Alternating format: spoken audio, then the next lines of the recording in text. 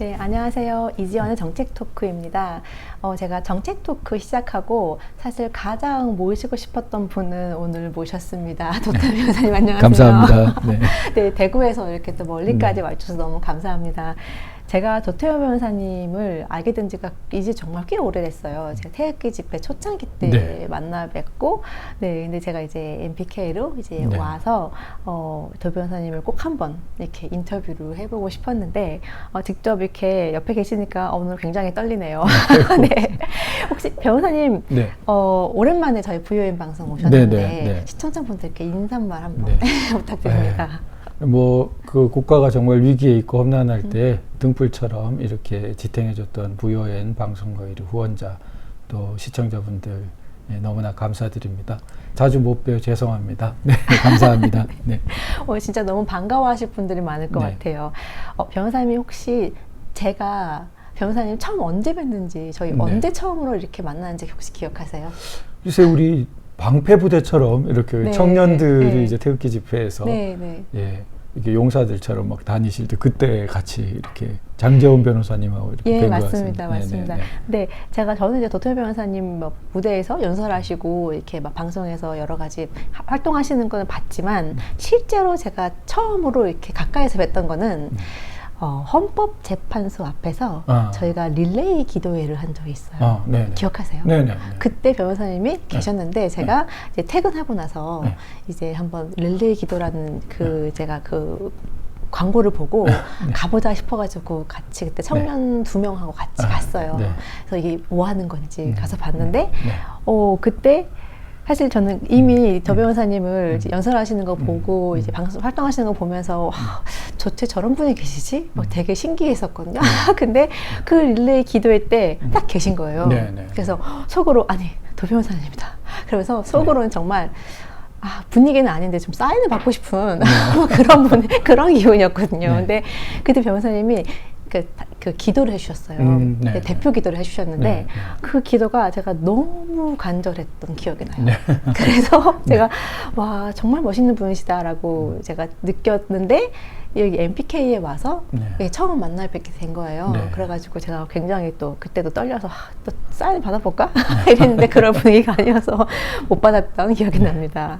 그리고 혹시 또 기억하시는지 모르겠는데 제가 예전에 그 MPK 아카데미에서 인권 강의를 한 적이 있어요. 기억하세요? 아주 좋은 강의를 하셨는데 프랑스 혁명하고 맞습니다. 그때 이제 변호사님하고 김영 대표님이랑 정성 변호사님, 저 그리고 또 어떤 목사님하고 5명이 이제 일주일에 한 번씩 강의를 한 거였는데 사실 그때는 제가 도 변호사님이나 김명 대표님이나 정성훈 변호사님이나 이쪽 우리 보수 우파 세계에서 지식인 중에 지식인이시고 정말 근데 저는 사실 그때 평범한 직장인이었고 프랑스에서 공부했다 이것뿐이지 정말 아무것도 아닌데 아마 김영 대표님이 저를 공부시키시려고 강의를 시키셨던 것 같아요.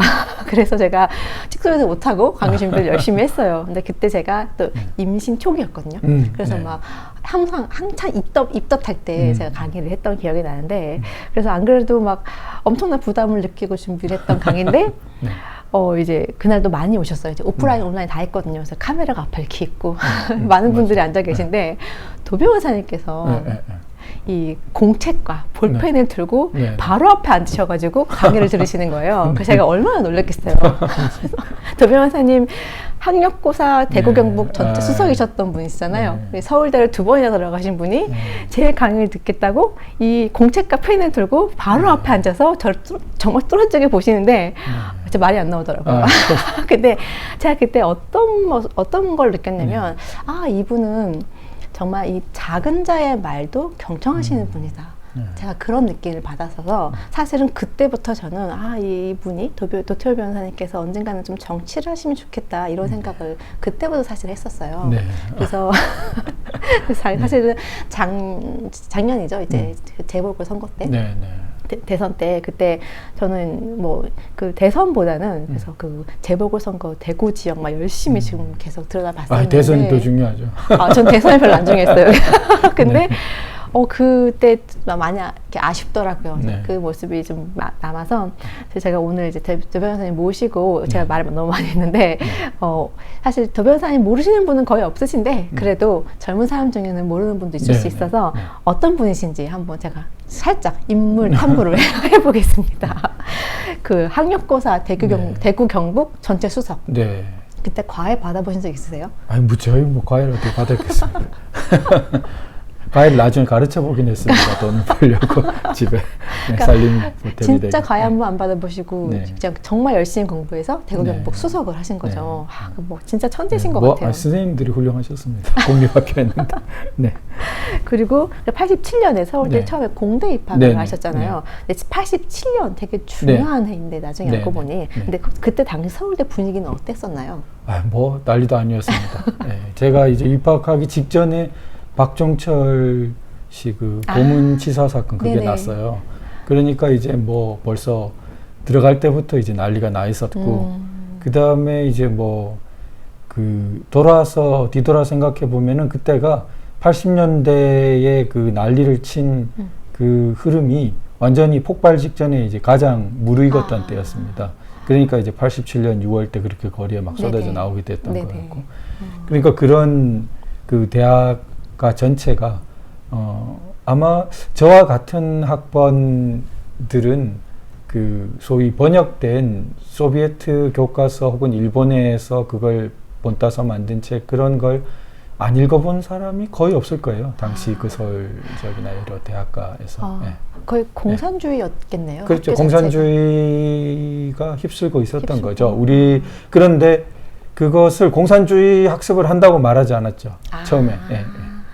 그 변호사님도 그 6월에 이렇게 나가셨어요? 거리에 있어 봤는데 아주 열심히 있지는 못했고 있어 왔습니다. 너무나 많은 사람들이 있었고 근데 아주 폭력적이고 그런 건 아니었습니다. 당시 87년 6월은 그래서 그 87년에 그때 그게 대한민국 현대사의 변곡점이라고 말씀하시면서 근데 확실히 민주화가 되어야 한다라고 생각을 하면서도 그 얽혀있는 반헌법적 흐름에 대해서 의문을 품으셨다. 이제 그런 이제 편지 내용을 제가 봤는데 약간 어떤 의문을 드셨는지.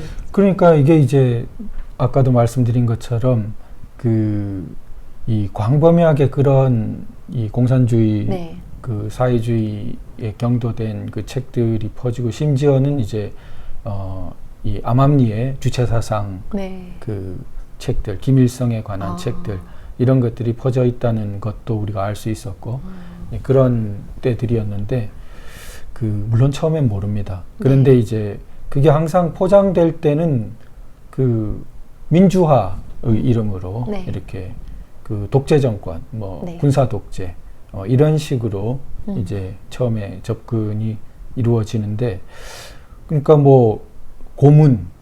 고문으로 사람이 죽었다라든지 이런 자극적인 항상 내용들 또 뒤에 와서 보면 아주 과장된 게 많았던 5.18에 관한 내용들 이런 것들을 가지고 이제 그 학습이 이루어지는데 책들을 읽고 과단위로 다 있습니다. 그러니까 과단위로 동아리 단위로 다 있으니까 피해가기가 거의 어려운 상황인데 그 당시에 어떤 그 87년 6월을 기점으로 한 나중에 이제 개헌이 된 직선제 개헌과 같은 이제 그런 변화에 대해서는 당연히 이제 동의하는데 그 과정에 그것만이 아니고 체제가 변혁돼야 된다. 이게 다가 아니고 이거는 하나의 단계일 뿐이고 결국은 체제가 바뀌어야 된다. 라는 방향으로 계속 이제 같이 학습이 이루어지니까 같이 그런 책을 읽히고 토론을 시키고 이런 식의 과정들이 되니까 이제 갈수록 많은 의문들이 이제 생기는데 제가 혼자서 반박하기에는 너무 이제 광범위한 거죠.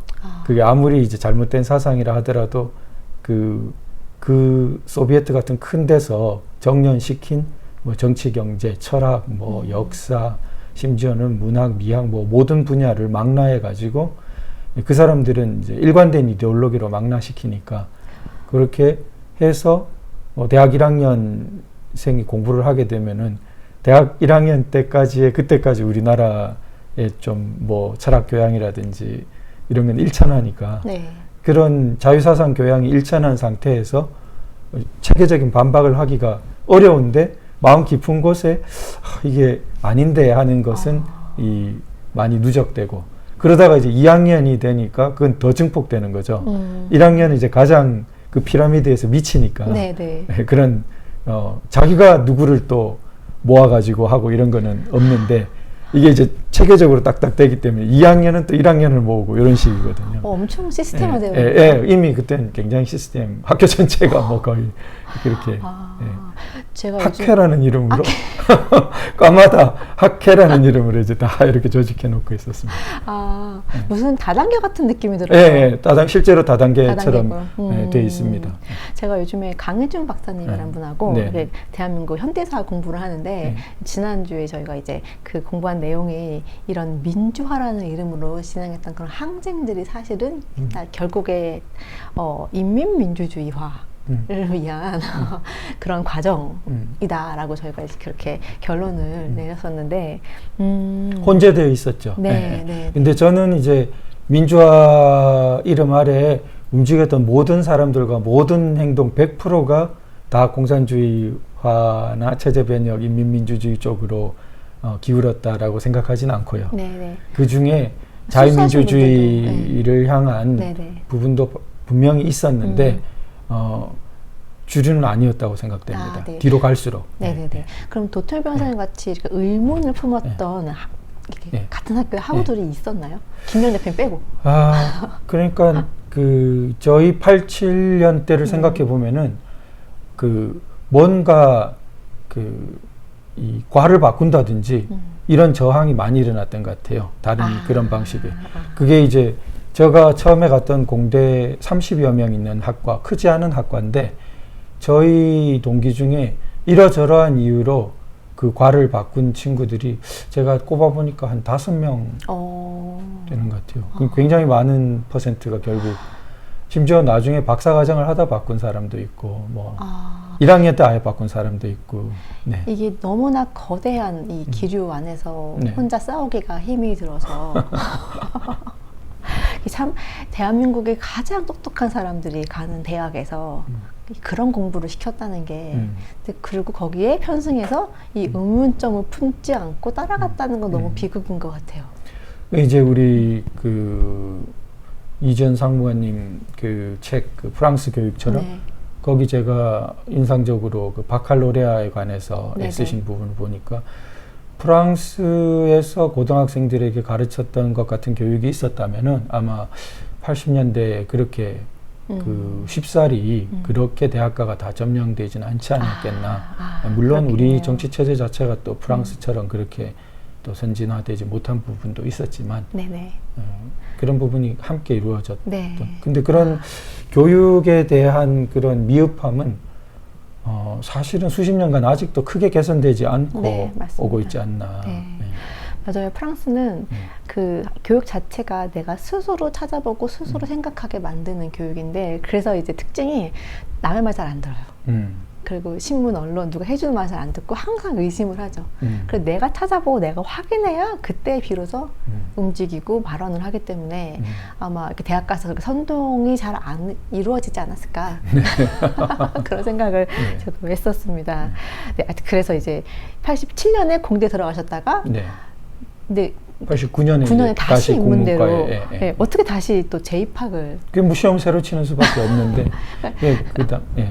왜 그렇게 다시 그 당시로서 제가 뭐 이렇게 그 아주 쉽게 생각했거나 그런 건 전혀 아닙니다. 저도 뭐 그 당연히 부담이 있었고 그리고 다행히 이제 뭐 입학할 수 있게 됐지만 그리고 만약에 공대에서 제가 지내는 것이 굉장히 여러 가지 뭐 괴로움이나 여러 가지 뭐 문제를 느끼지 않았다면은 뭐 그렇게 할 이유가 없었겠죠. 그런데 이제 그런 것들을 막 그 당시로서는 야, 이렇게 하지 않으면 안 될 것 같은 그런 걸 느끼고 이제 그 선택했던 걸었던 거였고 한마디로 고3을 2번 한 거잖아요. 그 당시 이제 두 번째는 그 전혀 1년은 아니었고 한 뭐 몇 달밖에 준비할 수 있는 시간이 안 주어졌습니다. 아, 몇 달 준비하시고 다시 서울대에 들어가신 거예요? 그럼 뭐 옛날에 또 기억하던 게 있었겠죠. 아, 그래도 이거 어떻게 가능하죠? 아, 저 너무 신기한 것 같아요. 그러다가 2004년에 네. 사법시험을 네. 준비하셨는데 네. 그 전에 이제 등단을 하시고 네, 문학을 하려고 생각했으니까 네네네. 예, 그래서 문학 길로 많이 갔었죠. 네, 예. 첫 책 이름이 예, 그게 이제 좀 안 팔리게 생겼는데 디오니소스의 죽음이라고. 네. 그거 지금 찾아볼 수 있나요? 네. 얼마 전까지 네.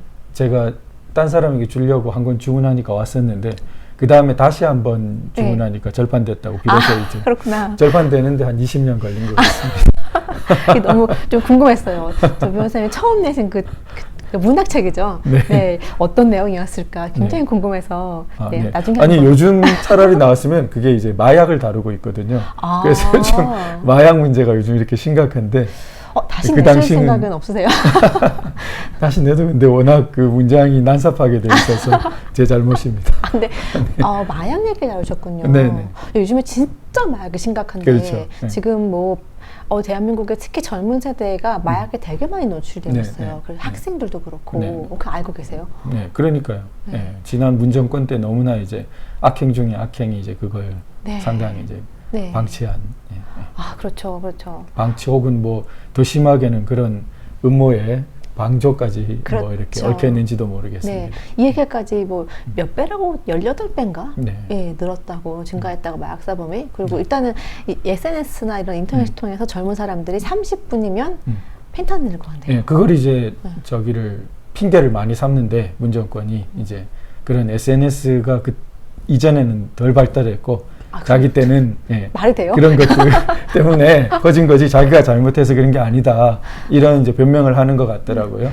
그런데 소리를. 아니 그거 SNS 그런 부분이 커지는 거는 그때 누구나 다 알 수 있었던 건데 그러면은 단속 역량을 더 강화하고 그랬어야 되지 않습니까? 아니 SNS는 이미 그 전에 이미 커졌죠. 그러니까 참 뭐. 그랬군요. 더 궁금해요. 변호사님 책이 어떤 내용인지 한번 절판단 한번 찾아봐야 될 것 같아요. 네. 그러다가 2004년에 뒤늦게 사법시험 준비를 하셨는데 너무 궁금한 거죠. 도대체 공대에서 나오셨다가 다시 인문 들어가셨다가 책까지 내셨는데 왜 사법시험을 어떤 계기가 있으셨는지. 그러니까 이제 뭐 우선 그 책 내용도 그게 이제 디오니소스의 죽음이라고 되어 있는데 디오니소스가 뭐 술의 신, 바커스 그런 계열이지만 일종의 약간 혁명입니다. 반체제적인 그러니까 이게 마약도 히피라든지 이런 반체제 문화와 상당히 이게 관련이 되어 있고 그러니까 이게 체제를 부정하고 이렇게 혁명적인 그 생각을 하는 것 같지만 그 한편으로는 그 이 반대편에 체제를 권력적으로 유지하는 그런 질서, 뭐 제우스라든지 이런 그 신으로 대표되는 이 그 흐름과 사실상은 앞뒷면처럼 된다라는 게 소설의 이제 그 요지거든요. 그러니까 일종의 뭐 우리 흔히 그 좌익혁명 그에 대한 환멸 같은 걸 다룬 많은 소설들 가운데 세상을 근본적으로 바꿀 것처럼 나왔지만 나중에는 결국 그 권력적인 사회와 마찬가지 혹은 그보다 더 부패하고 타락한 세상을 만들고 말았다라는 이제 문학적인 성찰들은 이제 많이 그 전에도 나와 있었으니까 이제 그런 계열에 다 있습니다. 이제 그래서 그런 부분의 어떤 그 의식 정도는 갔었는데, 그러니까 그때까지는 이제 동구권도 이제 붕괴했고, 그러니까 이 세계의 방향이 그 어떤 문명의 방향이 분명히 추상적이지만 자유문명의 방향으로 이제 가고 있는 것이다. 그리고 북한 인권의 참상이라든지 전체주의의 그 심각한 문제점들에 대해서도 이제 훨씬 더 많이 알게 됐고 그래 됐는데 그때 이제 그 노무현 대통령 탄핵 사태가 이제 터지던 그런 무렵인데 제가 개인적으로는 이제 당시 어떤 정치에 관한 그 소설을 쓴다고 정치학과 대학원 석사 과정을 염두에 두고 이제 그 배우러 갔었는데 네. 거기서 이제 보통법을 소개하는 그 은사 교수님을 만나게 됐습니다. 네, 커먼로 보통법. 네네. 영미법이라고도 하고 네네네. 네. 이제 그게 큰 계기가 됐습니다. 그러셨군요. 그래서 2009년에 네. 이제 늦은 나이로 사법시험 합격을. 네. 네. 근데 솔직히 좀 죄송한데 몇 번 떨어지신, 몇 번 만에 붙으신 거예요? 뭐 거의 뭐 마지막이라고 이젠 정말 못한다고 할 때 된 건데 그러니까 뭐 흔히 이제 2차 시험 기회가 1차가 한 번 되면 2차를 2번 칠 수 있거든요. 네네. 그 해에 치고 그 다음 해에 네네. 치고. 네. 그런데 첫 번째 1차 시험이 됐을 땐 제가 응시를 안 했고 2차를. 그러니까 2차 시험을 총 3번 친 거죠. 그 제가 옛날에 들었던 기억이 나는데 이렇게 거의 공부에 신이셨던 분이 네, 사법시험 아닙니다. 처음에 떨어지시고 굉장히 충격받으셨다고. 아닙니다. 당연히 아니 처음에 이제 공부한다고 앉아 보니까 이거 큰일 났다는 거를 금방 느끼겠더라고요. 이제 그리고 제가 이제 완전히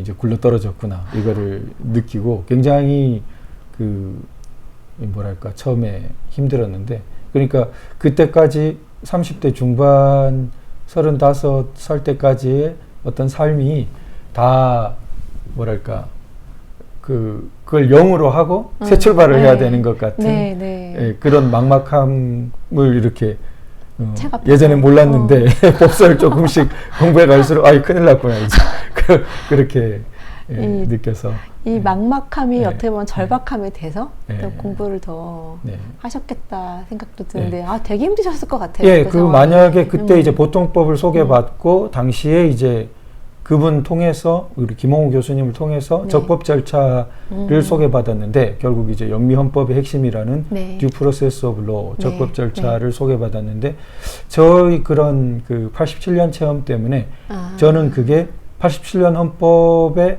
원리라는 것을 많이 연결시킬 수 있었습니다. 그걸 이제 선구적으로 연결시켜 놓은 분들은 있었는데 계셨는데 이제 저한테서 그게 상당히 체화된 거죠. 그때서야.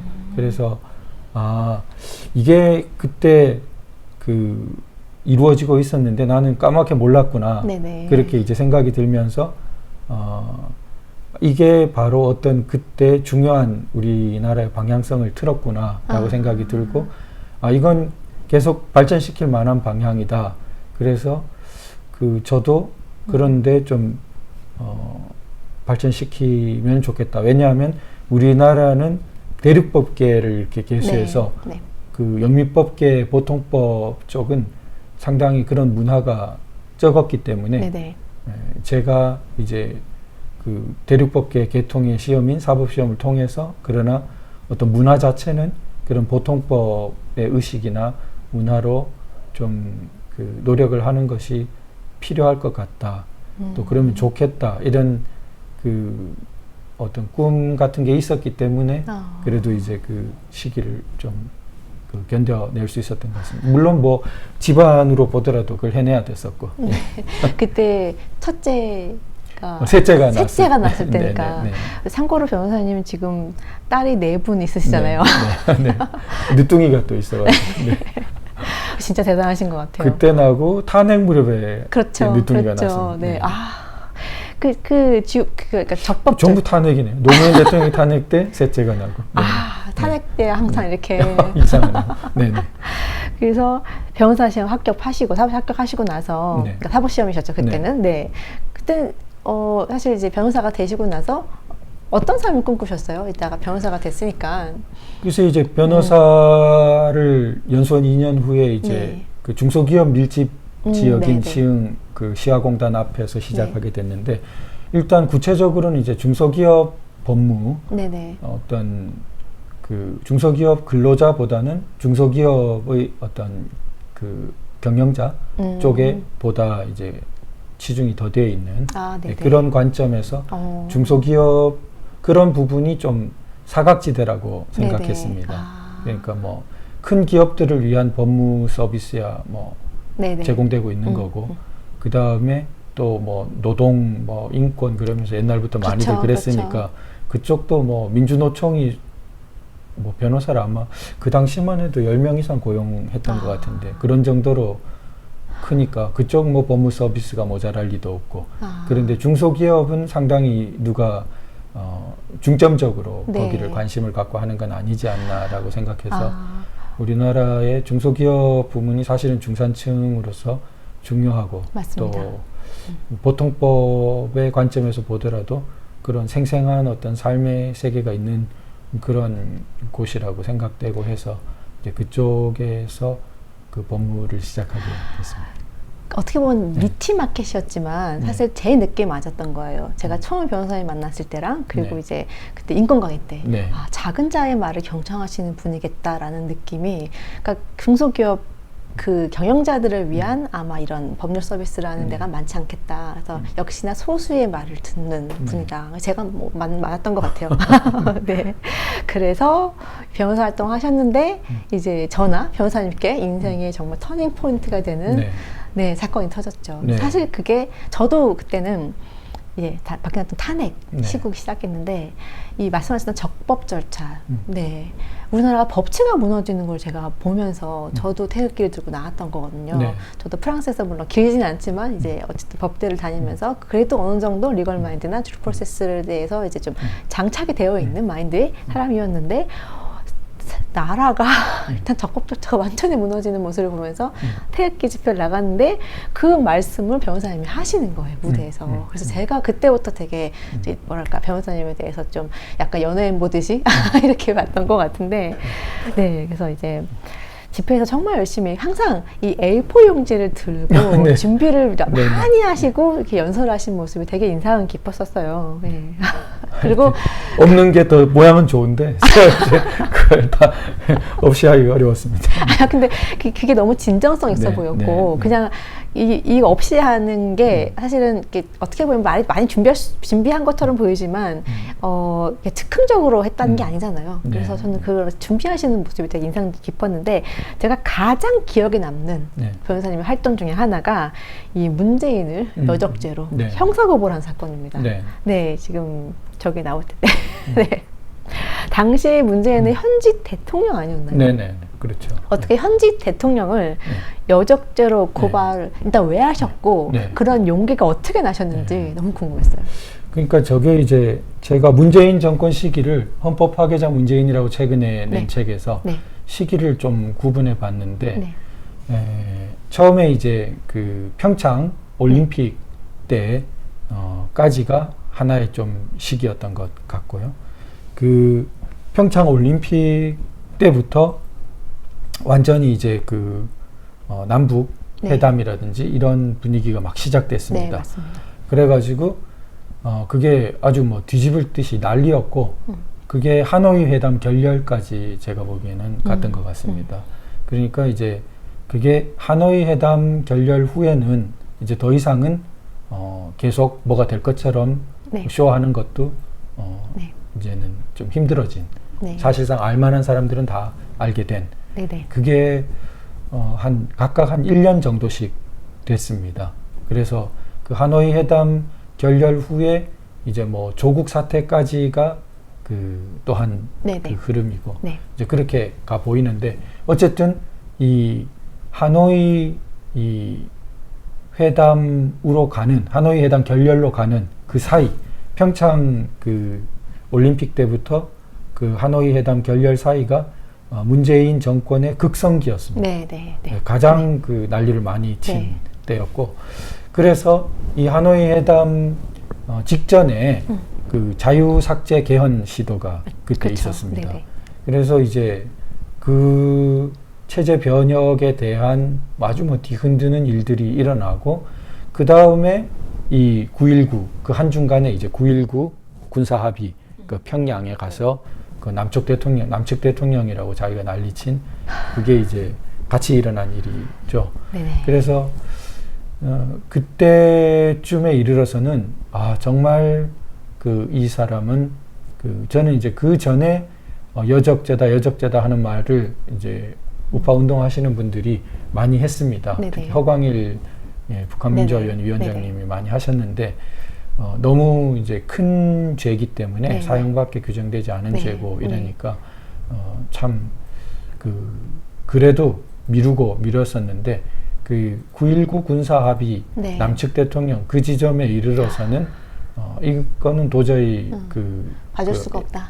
이건 완전히 국가 반역죄를 한 것이다. 이 사람은 그렇게 되어서 영토 주권을 팔아먹고 그 당시 이제 해역에 대해서 합의한 것을 보면은 완전히 우리 해역과 북쪽의 어떤 특별 취급하는 해역이 크기가 완전히 다릅니다.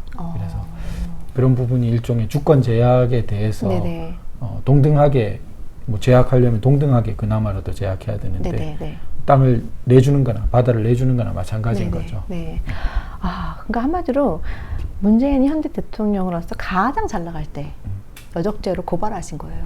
물론 이제 여적죄로 고발된 게 뭐 어떤 결과가 있을 거라고 예상하신 건 아니시겠지만 그래도 저 행위 자체가 진짜 엄청난 용기를.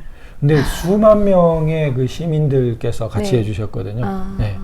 그래서 뭐 정말 수만 명이 되리라고 처음에는 생각 못했는데 나중에 막 그 운동이 아주 막 여러분들이 막 호응하시면서 수만 명이 정말 여적죄로 같이 공동 고발인이 되시고 하셨습니다. 그래도 정말 저렇게 정면에 나서가지고 현지 대통령, 그것도 가장 잘 나간 현지 대통령을 여적죄로 고발하시는 모습 제가 보면서 변호사님 진짜 정치해야겠다. 그때 또 그 생각을 했었어요.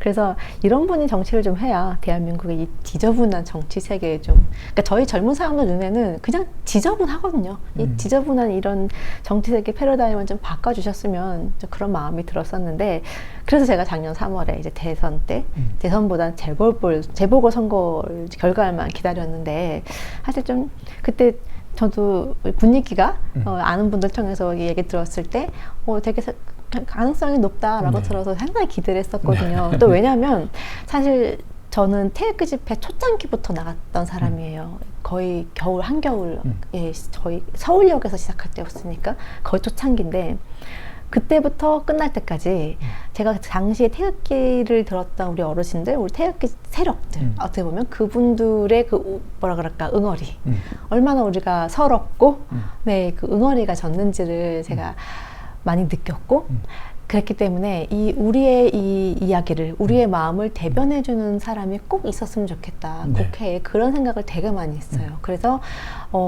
그거를 위해서라면 저도 시키면 정치해야겠다. 그런 생각까지 할 정도였으니까. 왜냐면 우리 말을 대변하는 사람이 아무도 없었고 당시에. 그래서 이 도 변호사님이 이렇게 이제 국회에서 우리의 말을, 당시에 태극기를 들었던 사람들의 그 마음을 대변해주면 그게 그 당시에 그런 서러움과 그 응어리가 좀 풀리지 않을까?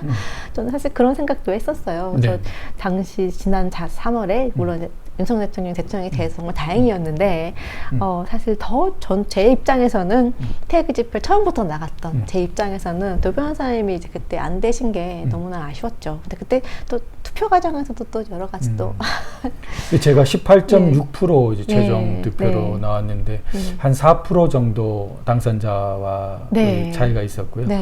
그 같은 국힘 계열 내부에서는 이제 제가 제일 높으셨던 거죠. 2위에 그렇죠. 당선자가 국힘 계열의 분이기 때문에 그렇게 됐었는데, 그 이제 후반부로 갈수록 계속 이제 상승 분위기가 있어서 이제 많은 분들이 좀 기대를 해주시고 그러셨는데, 뭐 여러 가지 석연찮은 뭐 투표지도 발견되고 해서 그런 그 부분이 있는데, 어쨌든 제가 뭐 선관위 이런 불공정성이나 여러 가지 문제점에 대해서 싸운 것은 너무나 뭐 알려져 있는 바이기 때문에 사실 좀 압도적인 격차를 내야만 좀 당선되기가 쉬운 형국이고, 그냥 비등비등하다, 이런 백중세다 이런 데서는 항상 이제 좀 위험하겠죠. 그러니까 선관위 입장에서는 도 변호사님이 되게 껄끄럽고 네, 네. 네, 가장 이제 피하고 싶은 네. 네, 당선이 안 됐으면 하는 네. 그렇겠죠. 근데 요즘에 선관위 채용 문제가 심각해지면서 네. 이제 정말 화가 나는 거는 이 채용 문제보다는 네. 사회로 부정선거 얘기를 안 하잖아요, 언론에서. 네, 뭐 북한 해킹, 네. 방치 그 문제도 아주 심각했던 네. 것이고, 네.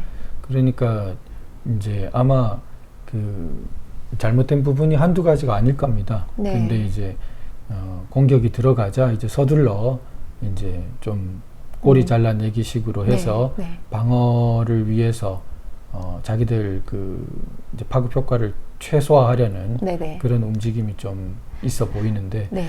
절대 그거를 좀 용납하지 말고 네. 이 기회에 좀 그게 뭐 어떤 정파적인 그 절대 행동이 아니고 네. 나라의 가장 중요한 그렇죠. 예, 근본 질서를 공정하게 투명하게 세우기 위한 쇄신 작업이니까. 네. 저희 주권이 뺏기는 건데 네. 말 그대로. 네. 그래서 요즘에 기사를 보면 그 선관위 채용 문제가 다루는 기사나 북한 해킹 문제 다루는 기사를 보면 댓글은 굉장히 많은 사람들이 사회로 부정선 얘기를 하고 있어요. 네. 네, 보셨는지 모르겠는데 그래서 국민들은 이미 사회로 부정한 거 알고 있고 네. 특히 이제 우리 당한표 이후에 또 되게 많이 지금 바뀌었는데 그렇죠. 분위기가 아주 큰일이었습니다. 예, 예. 네. 그런데 이 언론에서 언제까지 이 국민들을 무시할 수 있을지 저는 좀 지켜보고 싶더라고요. 네. 네, 그래서 사실은 대한민국을 위해서도 당연히 이제 주권을 되찾으려면 이제 사회로 부정선거가 밝혀져야 되고, 일단 다음 선거 총선 때는 더 이상 장단지를 못 치게끔 네. 우리가 정말 방어를 해야 되는데, 그 도 변호사님 같은 경우는 대구에서 다시 네. 생각을 하고 대구 중구 남구 중구 지역 남구 지역. 활동하고 네. 있습니다. 사실 공천이 제일 중요한 거죠. 네, 공천 문제가 네. 크죠. 아무래도 네, 대구 네, 지역에서는. 네.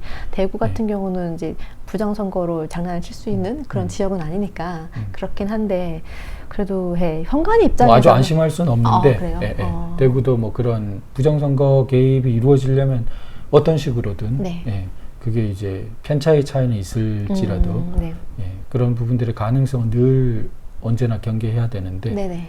예, 그래도 이제 대구 지역에서 국힘 공천까지 있고 제가 지난번도 거의 뭐 근접했던 득표를 했던 네네. 지역이니까 네네. 그런 부분에서는 상당히 이제 여러 가지 부정의 소지를 좀 차단할 수 있는 네네. 그러한 왜냐하면 이제 너무 많은 격차를 부정으로 엎으려면은 네. 그들도 너무 이제 편하기 쉬운 무리를 해야 되기 그렇죠. 때문에 무리를 해야 되니까. 예, 그런 네. 부분은 좀 이제 좌절시키는 효과가 네. 있는 거죠, 미리. 우리가 왜 이런 짓까지 해야 되는지 모르겠어요. 선거를 두고. 당한표를 보면 왜 대만 같은 경우는 다 수개표를 이렇게 네네네. 아날로식으로 하는데 지금 대한민국에 어쩌다가 우리가 이런 고민까지 해야 되는 건지. 사실 우리가 좀 늦었죠. 그러니까 중국의 요즘 초안전이라고 소개되는 것들을 보니까 중국은 정말 한계가 없는 네. 전방위적인 그야말로 전체주의적인 전쟁, 한계도 없고 네. 모든 삶을 다 일종의 대결 구도로 전쟁 구도로 쏟아넣는 네. 그런 한국은 이제 대표적인 그런 공작 지역이 될 수밖에 없는 네. 지역인데 우리만 그냥 거기에 대해서 경계심이 부족한 채로 수십 년을 지나니까 특히 그 선관위 A웹이라든지 네. 이런 세계적인 활동도 수상하고 그리고 중국이 가장 저렴하게 타국에 대해서 그 영향력이나 네. 지배권을 확보하는 방법은 아마 민주국가의 선거 그렇겠죠. 부분을 침투하면 네. 되지 않을까. 네. 그렇다면은 그런 부분에 대해서 우리가 미리 좀 경계했어야 되는데 네. 대만은 아마 그런 부분이 네. 워낙 그 민감하니까 네. 네. 이제 바로 위에 있으니까. 미리 이제 네. 그렇게 네. 한 것 같습니다. 저희가 너무 안일했다. 네. 어쨌든 이렇게 선관위 얘기가 계속 나오고 기사가 나올 때마다 언론은 사회로 부정선거 침묵하지만 이 댓글에서 국민들은 계속 욕을 하고 있더라고요. 그래서 네. 우리가 이거는 계속 앞으로 해야겠다. 그래서 네. 저도 그래서 그 댓글 보면 저도 달고요. 저도 막 좋아요 누르고 막 열심히 네. 하고 있어요. 근데 네. 이런 행동들이 많은 사람들이 해야 될 것 같아요. 그래서 네네. 압박을 느끼게 더 이상 우리가 못 속겠구나. 국민들의 네, 여론을 우리가 더 이상은 무시하면 안 되겠다. 이런 지경까지 압박을 해야 되지 않을까. 네.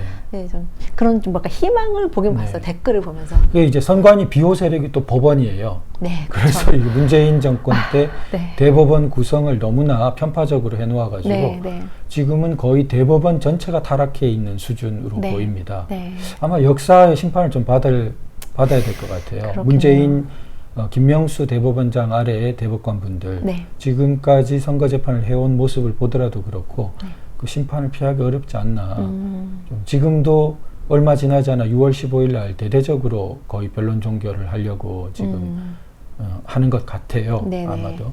그런데 그 뭐 숱한 조사해야 되는 것들을 전혀 네. 해주지 않으면서 네. 지금 저렇게 하고 있거든요. 네.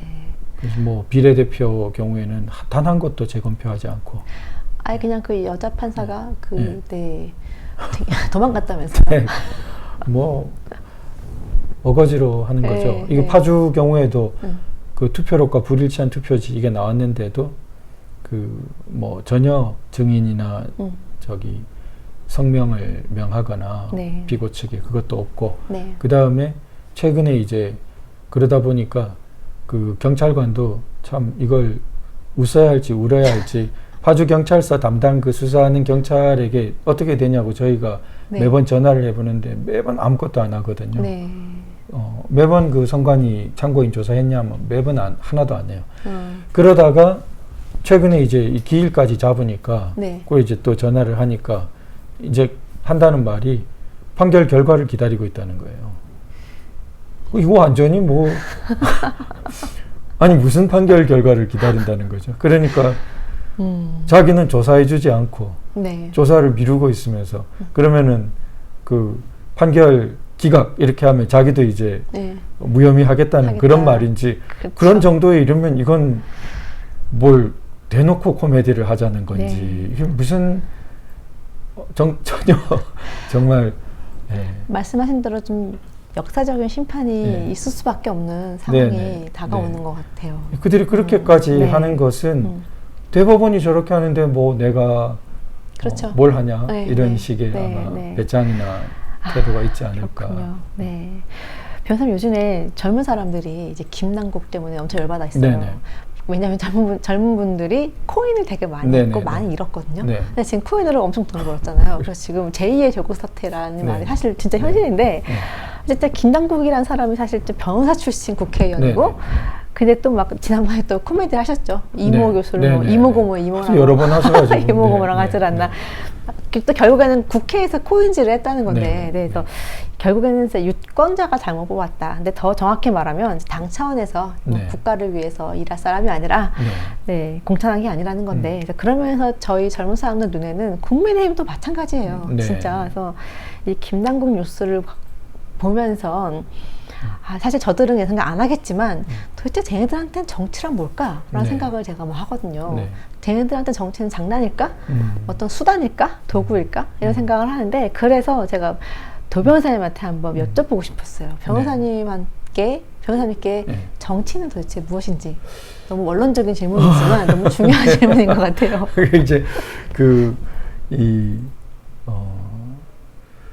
참 그 질문은 너무 커가지고 맞아요. 그거를 제가 예를 들어 제 이제 와이프가 평생 이제 영어를 가르쳤는데 네.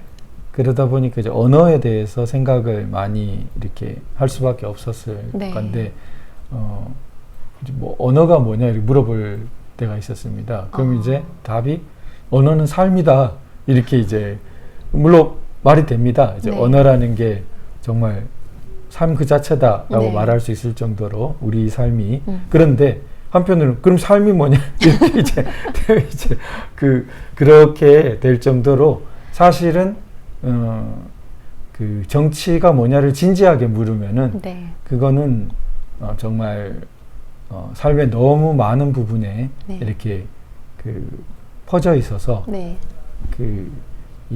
다 우리가 만족할 만한 답을 네. 하기 어렵겠지만 우리가 그냥 이렇게 흔히 저 사람 참 정치적이야 할 때 이제 나쁜 의미로 그렇죠. 예, 예. 네. 할 때 쓰거나 우리가 흔히 그냥 저 정치 뭐 개판이야 뭐 이렇게 네, 할 때 네, 그 정치의 그쵸. 모습은 네. 그냥 제가 볼 때는 이제 하나의 권력 현상으로 생각합니다. 네, 보입니다. 네, 네, 그러니까 이제 권력 정치의 모습으로 이제 흔히 정치라는 것을 네. 볼 수밖에 없죠. 우선 네, 네. 당제력이 또 힘이 여러 가지 힘의 투쟁이 거기에 막 네. 제가 앞에 그거 보이니까 이 네. 힘의 투쟁이 정치라고 생각하는 이 패러다임이 좀 네. 깨졌으면 좋겠는 거예요. 그렇죠. 이게 이제 네. 먼저 눈에 보이는데 이제 그게 다라고 생각하면 그게 이제 후진국의 정치인 거죠. 그렇죠. 네. 네, 그게 최진석 교수라고 최근에 이제 많은 그 안철수 후보 그때 할 때 약간 멘토처럼 나오기도 했었는데 네네. 이분이 문재인 정권 시기에는 원래 이렇게 우파적인 발언을 많이 하셨던 분은 아닌데 네. 문재인 정권 시기에 이제 문 정권의 그 여러 가지 무개념 네. 일종의 그 정치나 국가 이런 것에 대한 무개념에 그렇죠. 대해서 많은 네, 네. 이제 원로 철학자로서 지적을 네. 뼈아프게 많이 좀 하셨어요. 네네.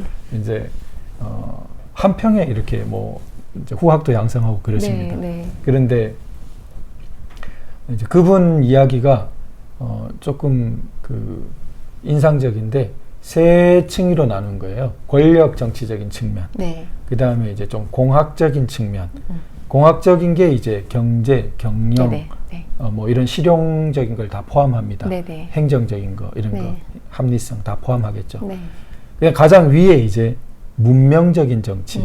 그러니까 그거를 거기에는 이제 인문학적인 통찰도 필요하고 네네. 역사의 방향성이라든지 세계 문명의 방향이라든지 인간의 삶에 대한 깊은 통찰이라든지 이렇게 크게 세 층으로 나눴을 때 선진국의 정치는 이제 위층이 그렇죠. 네. 가 살아 있는 것이고 그 다음에 후진국의 정치는 이제 가장 아래 그 권력 다툼 네네. 그거로 거의 권력 다툼 곧 이권 다툼이죠. 네, 네. 예, 그렇게 되어 있는 것이고 중진국 개발도상국이 잘 되고 있을 때가 이제 그 실용적인 차원.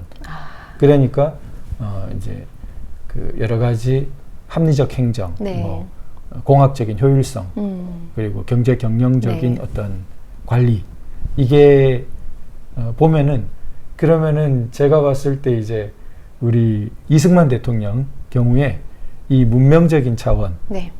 하고 이 권력적인 차원을 다 네. 셋을 다 갖고 있었던 네네네. 분 같고 네. 그 중에 이승만 대통령이 가장 상층부의 문명적 통찰이 뛰어났다는 건 이제 뭐 네. 우리로서는 엄청난 축복이었던 그렇죠. 거죠. 건국자가 네. 가장 선진국의 지도자 네. 어느 누구보다 뛰어난 정도의 그걸 가지고 있었다.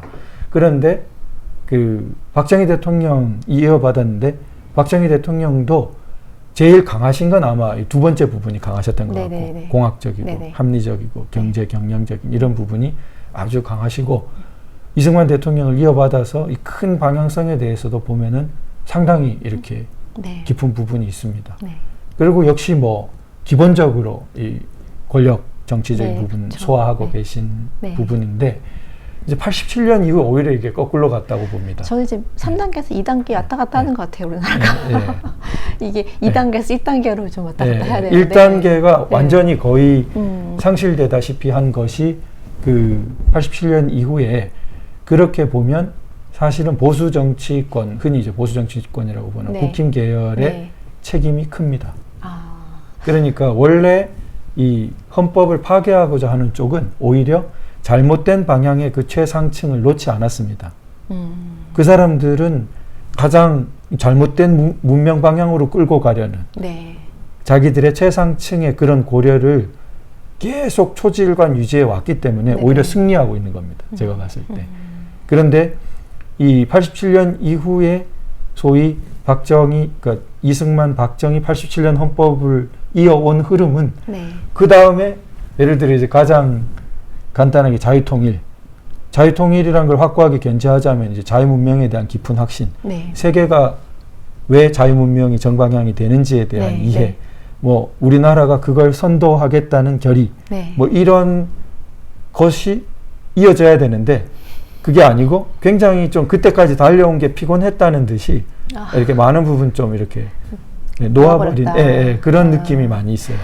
이 북한 인권 문제도 그렇죠. 그런 것들이 바로 잘 살아나지 못하는 것은 결국 북한 인권 문제를 예를 들어 북핵 문제, 북한 문제 이런 것들이 흔히 안보 문제로 접근합니다. 안보 중요하죠, 당연히. 국가에서 뭐 너무나 핵심적인 문제고 안보가 중요하지 않고 작은 문제라서가 아니라 그것 사실은 이상 문제까지 있다는 거죠. 특히 북한 문제는 그런 층위가 걸려 있는 거죠. 만약 단순한 안보 문제라면은 왜 유럽 국가들이 그렇게 북한에 신경을 쓰겠습니까? 네, 맞습니다. 유럽은 상대적으로 미국보다 북한 때문에 유럽 안보 위기가 오는 것은 상당히 너무나 간접적인데 유럽 사람들은 사실은 오래도록 문명을 주도해 왔던 그 감각이 있기 때문에 아직도 자기들이 이제 세계를 상당히 주도한다고 생각하면서 그러면서 봤을 때 북한은 세계적인 문제인 거죠. 세계의 아주 문명적인 문제로 보이는 거죠. 근데 정작 우리는 못 보고 있는 거죠. 너무 안타깝고 제가 아까 왜 정치란 무엇인가라고 원론적인 질문을 드린 이유가 저는 아무래도 30대, 40대 젊은 사람들을 많이 만나다 보니까 이 젊은 사람들한테 정치는 무엇일까? 뭐라고 생각해요? 젊은 사람들은? 그러니까 이제 제가 최근에 한동대 학생들을 좀 만날 기회가 있었는데 뒤에 이제 배웅해 주시면서 같이 걸어온 학생하고 얘기했을 때 제가 좀 산만하게 이야기하기도 했고 해서 좀 걱정을 하니까 이제 일단 학생들은 좀 두려움이 많다는 거예요, 요즘. 그러니까 여러 가지 실패에 대한 두려움이나 또 좀 자기 진로라든지 이런 것들이 어떤 큰 꿈이나 큰 비전을 갖기보다는 이거 뭐라도 빨리 좀 안정이 돼야 되는데 이런 걱정들이 많다고 그런 말씀을 전해 주시더라고요. 결국에는 젊은 사람들은 정치는 나한테 이득이 되는지 안 되는지를 따져요. 그게 그들한테는 정치인 것 같더라고요.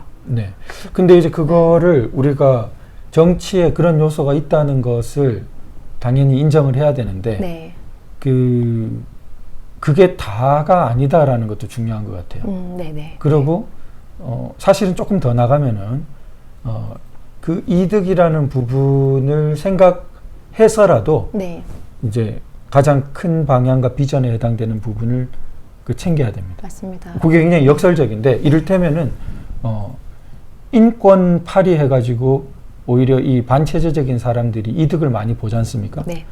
평화라는 큰 담론, 환경이라는 큰 담론을 팔면서 수많은 이득을 챙기고 있지 않습니까? 그러니까 그거를 이득 대 이득이라는 거로 하면은 지거든요.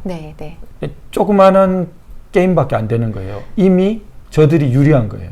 왜냐하면 이득 대 이득은 기본이고 자기들은 명분과 큰 담론을 가지고 있는 겁니다. ESG 이런 것처럼. 그러면은 그쪽은 거대 담론을 이야기하는데 이쪽은 그게 잘못됐다는 안티밖에 제기를 못하면은 정말 당장 눈앞에 이 조급함 이게 좀 너무 문제인 것 같아요. 젊은 사람들한테. 그리고 말씀하신 대로 이 북한 인권이야말로 진짜 인권인데 이거를 가지고 사실 저들의 가짜들을 좀 다 밝혀낼 수가 있는 부분이라고 저는 보거든요. 근데 젊은 사람들은 북한 인권에 정말 관심이 없거든요. 관심도 없고 그냥 저는 젊은 사람들이 삶이 어렵다, 옛날부터 팍팍하다 이런 얘기를 많이 하는데 실제 북한 삶을 보면 우리가 그런 말을 할 때가 아니라는 생각도 저 어떻게 보면 꼰대일 수도 있지만 그런 생각도 들기도 하고 근데 제가 하고 싶은 얘기는 젊은 사람들이 그래서 당장 눈앞에 이익을 굉장히 많이 쫓아요. 지금 그러고 있는데 그래서 뭐 청년 정치 이렇게 얘기할 때 나한테 무슨 이득이 되는지를 되게 많이 유심히 봤단 말이죠. 근데 최근에 김남국이나 이준석이나 청년 정치 한다고 봤는데 코인진 하고 있고 하는 거 없고 근데 요즘 또 학력 이런 지금 문제도 지금 막 드러나고 있는 것 같은데 그래서 되게 또 실망을 많이 했어요. 실망을 많이 한 것 같고 그래서 이 청년이 정치한다고 청년을 위한 청년들한테 이익이 된 정책이 나오는 게 아니다. 이걸 다들 좀 느끼고 있는 것 같아요. 그래서 조금 뜬금없지만 도 변호사님이 어쨌든 정말 그 어려운 환경에서 서울대 2번 합격하시고 4딸의 아빠로서 가정을 지켜주셨고, 그 다음에 아까 말씀드렸지만 정말 작은 자의 말까지 경청하시는 이런 분, 그리고 이 문재인 대통령이 최고로 잘 나갈 때 여적대로 대통령을 고발했고, 제가 볼 때는 정말 정치, 그러니까 우리가 말하는 선진국스러운 그런 정치인의 그런 면모를 갖고 계신 분이 청년들한테 지금 당장 우리가 어떻게 해야 되겠다. 네. 아니면 이 청년들한테 뭐 어떤 이렇게 뭐라 그럴까 위로나 이렇게 좀 용기가 되는 좀 말씀을 해주시면 좀 좋을 것 같아요. 네. 우선 그 청년 정치라는 그 부분은 좀 문제로 등장할 수밖에 없었기 때문에 네네. 우리 사회에 굉장히 그 핫 이슈로 네. 등장을 했던 것 같고, 말씀하신 것처럼 이준석, 김남국 네. 이렇게 이어지면서 사실 이 청년 정치라는 게 뭔지에 대해서 네. 상당히 혼란스럽고 네. 여러 가지 또 실망도 주고. 네. 그러나 저는 한편으로는 우리 정치가 분명히 젊어져야 되는 거는 좀 맞다고 생각됩니다. 네. 그러니까 이게 특히 오히려 좀 민주당 쪽에서는 네. 평균 연령이 좀 더 낮습니다. 그런데 네. 국민의힘 계열은 평균 연령이 아주 높아요. 그리고 대구 지역 같으면은 제가 만약 지난번 보궐에 됐으면 제가 최연소입니다. 그러니까 저는 뭐 지금 69년생인데 1969년생 제가 최연소가 되는 거죠. 그 정도로 전부에 이렇게 60대는 기본으로 이렇게 돼 있다는 거죠. 그러니까 이런 부분은 또 그러니까 사실은 그 빈틈을 저쪽이 치고 들어오고, 한편으로는 그래서 이준석 같은 사람이 활개를 칠 수 있는 이제 공간을 만들어 준 게 있는 거죠. 그런데 이게 그러면은 한편으로는 여러 연령층의 의견들이 반영되는 것이 네. 사실은 좀 좋겠죠. 네. 네. 한편으로는 원로원과 같은 지혜, 그건 이제 주로 좀 더 연세 있는 네. 분들에게 있을 거고, 네. 네. 또 한편으로는 청년층의 과감함이라든지 네. 조금 더 장년층에게 네. 있기가 쉽고, 네. 그 다음에 최소한으로라도 어떤 연령층 비례로서 네. 어떤 목소리와 네. 의견이 반영될 수 있는 통로가 주어지고, 네. 그래서 심지어 이론적으로는 하예크 같이 좀 이론적인 사람은 연세마다, 그러니까 39, 뭐 38, 29, 뭐 연령마다 네. 비례를, 그러니까 대표를 두자 했습니다. 그래요? 그러니까 이제 이 사람이 좀 이론가이기 때문에 네. 연령마다 대표를 두면 연령이 대표될 거 아니냐. 네, 네. 연령의 대표를 생각한 겁니다. 그러나 그 사람이 살았던 때를 생각해 보면 역시 상당히 좀 예리한 면이 있는 거죠. 네네. 우리는 이제 그렇죠. 연령의 대표라는 생각을 잘 안 하지 않습니까? 네네네. 그런데 이게 앞으로는 굉장히 문제될 수 있거든요. 네, 네. 삶이 이렇게 고령화되고 그렇죠, 이러면서. 네. 그런 부분을 생각해 볼 때 바람직한 청년 정치라는 것은 우리가 여전히 고민을 해야 되는데, 네. 이게 지금까지 보였듯이 아주 수단화되고 네. 또 타락한 그런 방식은 전혀 아닐 거고, 네. 정치가 지혜를 가지면서도 이렇게 역동성 있게 네. 갈 수 있는, 그래서 긍정적인 방향으로 이렇게 젊어질 수 있는 그런 시도나 네. 노력은 꼭 해야 될 것 같습니다. 제가 프랑스 마크롱 대통령이 대통령 되던 그때가 네. 39살이었 대통령이 그렇죠. 됐거든요. 네. 근데 본인이 젊다는 얘기를 한 번도 한 적이 없어요. 네. 근데 마크롱 대통령이 저는 젊었기 때문에 저렇게 과감하게 정책을 밀어붙일 수 있었겠다라는 생각을 굉장히 많이 하고, 지금도 얼마 전에 연금 개혁 밀어붙이는 거 보면 정말 젊기 생물학적 연령은 젊은데 뭐 배운 거나 뭐 하는 거 보면 뭐 그렇죠. 워낙 노숙하게 노숙하게 네. 처음에 나왔을 네. 때는 진짜 젊었어요. 39살 때. 저는 그 마크롱 대통령이 37살 때인가 한국에 온 적이 있거든요. 그때 제가 눈앞에서 본 적이 있는데 진짜 젊은데 말하는 게 정말 역동적이다. 유럽에는 워낙 좀 그 엘리트 교육 전통이 네, 있어서 맞습니다. 네네. 그래서 청년 정치란 건 없고 잘 서상이고 좀 젊은 사람들이 좀 이렇게 과격하게 과감하게 이렇게 나이 드신 분들이 못하는 그런 걸 해야 되지 않나 저는 그렇게 생각을 하는데 그런 면에서 도 변호사님이 그동안 보여주셨던 행동은 적합하다.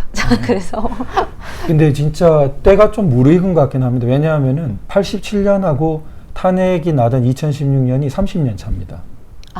그러니까 이게 우리가 지금 와서 되돌아보면 87년에 우리 역사가 상당히 큰 하나의 변곡점을 돌았고 그리고 아마 2016년을 먼 역사에서 봤을 때 다시 한번 약 30년 뒤에 우리가 큰 그때 변곡점을 근데 그 변곡점이 이제 문재인 정권류가 승리하는 방향으로 가면은 그런 역사도 기록을 안 할 거고 아마도 그 뭐 이상한 방향에 뭐 진짜 그렇게 되면 진짜 87을 미완의 혁명, 그 다음에 2016 촛불혁명이 좀 더 발전, 그 다음에 마침내 체제 이제 이런 식으로 정리될 텐데 그건 이제 뭐 절대 있어서는 안 될 시나리오고. 그러니까 쉽게 말해서 2046년, 47년에 적화통일 이러면 안 되는 거잖아요. 그러니까 2016년을 달리 보면 근데 뭐 제가 볼 때는 저의 생각일 수 있습니다만 제가 요즘 많이 생각하는 바로는 시민이 출현한 때로 봐요. 그러니까 선진화 그때까지 일종의 민주화 운동의 그 귀결로 87년 민주화 그때 분명히 이제 서구적인 높은 단계로 민주주의가 분명히 지향하는 방향으로 확고히 올라섰고 그리고 이 2016년까지 축적되었던 어떤 시민적 역량이 2016년에 이 태극기 그 저항운동부터 시작된 일련의 그 시민적 저항운동 이 시민을 그 소위 저쪽 그 좌익적인 데서 많이 오염시켰습니다. 이 말을 뭐 각종 그 사람들은 70년대 초반부터 시민이라는 말을 썼어요. 백낙청이 시민문학론 그러다가 민족문학론으로 넘어갔는데 사실은 시민이란 거는 그냥 도구적으로 한번 쓰고 곧 버렸습니다. 그리고 이제 항상 뭐 시민단체 그러지만 시민 없는 시민단체. 그래서 그 서구 근대 역사를 보면 근데 시민이 엄청 중요하죠. 그렇죠. 자유민주주의의 핵심이라고 할 수 있을 정도로. 그런데 우리가 이제 그 중산층을 기반으로 87년 민주화가 있었고 그런데 그 경제적인 중산층만으로 부족하고 사실 시민사회는 진짜 시민성, 시민의식 그렇다면 시민적 때론 저항 행동 이런 게 따라 붙어야 비로소 시민의 출현 이렇게 볼 수 있을 텐데 제가 볼 때 그런 그 행동적인 시민들이 대거 쏟아져 나온 것이 2016년 탄핵 사태를 계기로 그래서 그때 태극기 운동 후에 보면은 문정권 내내 각종 방식으로 일종의 제대로 된 시민적 저항이 끝까지 백신 문제까지 이러면서 계속 벌어졌습니다. 그러면서 결국 정권 연장을 못했거든요. 그런 시민적인 저항 때문에 그게 아니었으면은 저들대로 연장했을 텐데 그렇게 보면은 이 흐름을 살려나가면은 결국은 2016년은 오히려 반대로 이런 그 제대로 된 시민들의 분출이 이루어진 원년 그리고 그것은 바로 선진화 운동의 원년 그렇게 역사를 쓸 수 있도록 지금 이제 바뀌어야 되지 않을까 그렇게 보면 청년들의 역할이 지금 중요한 거죠. 너무 희망적인 메시지를 주셨어요. 변호사님 제가 기대하지 못했던 어떻게 보면 저도 사실 너무 평범한 직장인 살다가 2016년부터 제 삶이 완전 터닝 포인트가 돼서 지금 이 자리에서 변호사님을 지금 대담을 하고 있는 건데 일종의 그것도 하나의 뭐라 그럴까 결과 이지 않았을까. 그리고 저는 특히 이제 문재인 정권을 지나면서 젊은 사람들이 많이 좀 깨어났다라고 보기도 하고요. 그래서 제가 얼마 전에 만난 분은 저랑 나이가 비슷하신 분인데 그동안은 뭐 유시민 책 읽고 저쪽에서 완전히 옳은 줄 알았는데 내 삶의 통째로 지금 배신당한 느낌이다 라는 얘기를 하시더라고요. 그래서 그분은 저희 부연 뉴스 열심히 보시고 그래서 그 2016년에 그 태극기 운동이 시민 출현의 시작 했던 원년이다. 이 말씀은 저한테도 굉장히 큰 희망이 되는 것 같아요. 네. 예, 아마 앞으로 시청자들한테도 저희가 2048년에 저희 아마 살아계시면 그때 이 말씀이 이 예언이 성취되는 거를 보고 제가 꼭 찾아뵙고 인사드릴 것 같아요. 아마 우리나라 뭐 통일은 그 전에도 될 수 있겠죠. 네, 그런데 그걸 또 너무 조바심을 내면 안 되니까 큰 방향을 이제 유지하는 것이 중요합니다. 네. 변호사님, 제가 사실 아직도 지금 여쭤보고 싶은 게 너무 많은데 지금 1시간이 지났어요. 네. 그래서 약속을 해주셔야 될 것 같아요. 네. 다음번에 또 네. 변호사님 한 번 더 부탁드리겠습니다. 네, 오늘 여기까지 하겠습니다. 앞으로 또 변호사님 활동에 저희가 또 계속 응원을 할 거고, 꼭 제가 변호사님 정치 활동 하시는 거 보고 네, 그때도 또 한번 이렇게 인터뷰를 하는 날이 왔으면 좋겠습니다. 다음에 또 뵙겠습니다. 네, 감사합니다.